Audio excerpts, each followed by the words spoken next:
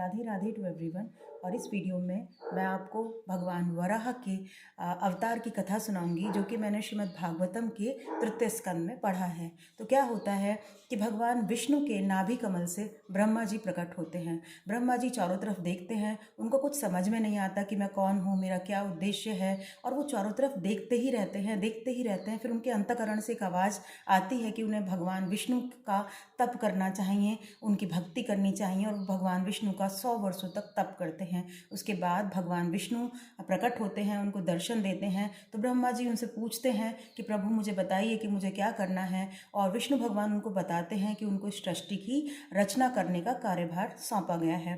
तो उनके आज्ञा पाकर ब्रह्मा जी अपने दाएं हाथ के अंगूठे से मनु और बाएं हाथ के अंगूठे से शत्रुपा को प्रकट करते हैं, और वो दोनों भी ब्रह्मा जी से पूछते हैं कि प्रभु हमें बताइए कि क्या हमारा उद्देश्य क्या है, हमें क्या करना होगा। तो वो बताते हैं कि तुम दोनों को मिलकर इस सृष्टि की रचना करनी होगी। दोनों भगवान का आशीर्वाद लेकर निकल पड़ते हैं और वापस ब्रह्मा जी के पास आते हैं और आकर बताते हैं कि प्रभु सभी चीज़ें अपनी जगह पर हैं, पर पृथ्वी अपनी जगह पर नहीं है। ये सुनकर ब्रह्मा जी बहुत ज़्यादा चिंतित हो जाते हैं। और पृथ्वी अपनी जगह पर ना होने का कारण ये होता है कि ऋषि कश्यप की 2 पत्नियां होती हैं, एक दीति और एक अदिति। अदिति के पुत्र देवता होते हैं और दीति के पुत्र राक्षस होते हैं। तो राक्षस में भी 2 राक्षस होते हैं, एक होता है हिरण्याक्ष और एक होता है हिरण्याकश्यपु। तो अब क्या होता है, हिरण्याक्ष जो है वो सोचता है कि देवताओं, जो हम मनुष्य हैं, पृथ्वी पर रहने वाले जो लोग हैं, तो वो यज्ञ कर करके देवताओं को प्रबल करते हैं, देवताओं की संख्या बढ़ाते हैं, उनकी शक्तियों को बढ़ाते हैं। तो ना होगी पृथ्वी, और ना हम मनुष्य लोग करेंगे यज्ञ, और ना देवताओं की शक्तियां बढ़ेंगी। तो वो इस उद्देश्य से जो पृथ्वी होती है उसको रसातल में पहुंचा देता है। और रसातल में पहुंचा देने के बाद उसके फिर जो है ये वाली बात जाके श्रद्धा और मनु बताते हैं ब्रह्मा जी को।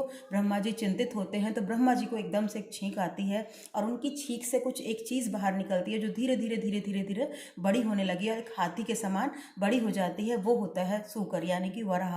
और भगवान का ये वराह अवतार, भगवान के जो बाल हैं, भगवान के शरीर पर जो बाल हैं वो चांदी के समान चमक रहे हैं, वो चंद्रमा के समान चमक रहे हैं। भगवान का जो दांत है वो भी चंद्रमा के समान चमक रहा है। सबसे पहले प्रकट होने के बाद भगवान पृथ्वी को, यानी कि वसुंधरा को धरातल से बाहर निकालते हैं, रसातल से बाहर निकालते हैं। और उसके बाद हिरण्याक्ष के साथ उनका युद्ध होता है, और हिरण्याक्ष के साथ युद्ध होने के बाद वो हिरण्याक्ष को हरा देते हैं, और इस प्रकार देवताओं की रक्षा करते हैं, पृथ्वी की रक्षा करते हैं, पृथ्वी को पुनः अपने स्थान पर स्थापित करते हैं। तो भगवान हमारी रक्षा के लिए, हम मनुष्यों की रक्षा करने के लिए, देवताओं की रक्षा करने के लिए अनेक अवतार लेते हैं। कश्यप अवतार लेते हैं, राम अवतार लेते हैं, कृष्ण अवतार लेते हैं, वराह अवतार लेते हैं, अनेक अवतार लेते हैं और हमारी रक्षा करते हैं। तो बस हमारा एक ही कार्य है, जो मुख्य कार्य है हमारा, भगवान का भजन करना। किसी भी समय, किसी भी परिस्थिति में ईश्वर नाम को ना भूलना।